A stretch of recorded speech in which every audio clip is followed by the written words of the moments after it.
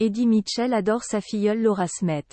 Mais pour nos confrères du Point, il s'est souvenu du 40e anniversaire de la jeune femme, le 15 novembre dernier, gâché par un détail qui n'en était pas un pour le chanteur.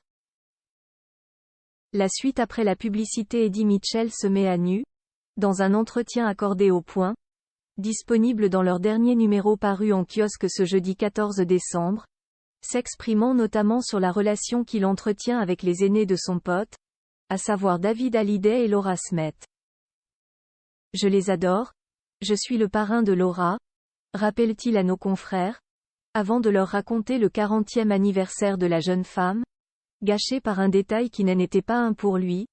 On vient de fêter ses 40 ans, elle les a eus le 15 novembre dernier, NDLR, dans un bel endroit, mais dramatique, le restaurant du Musée de l'Homme, dans le 16e arrondissement de Paris, NDLR. Le disc-jockey jouait trop fort, on ne pouvait pas se parler.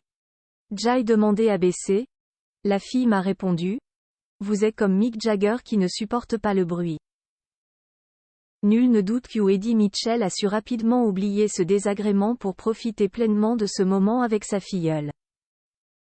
L'artiste de 81 ans, qui a récemment sorti son livre Ma discothèque idéale, était très proche de son célèbre père, Johnny Hallyday, avec qui il partageait tellement de points en commun comme leur passion pour leur rock.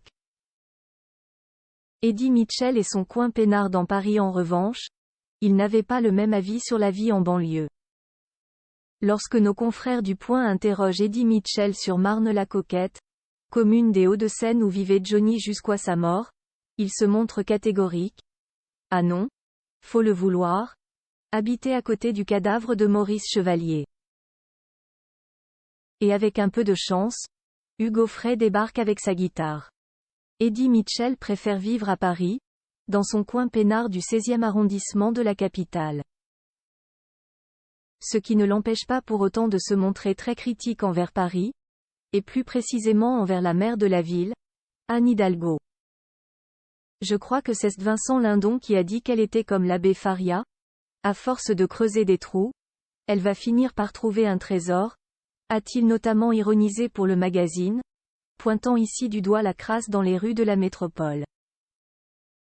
La suite après la publicité. La suite après la publicité.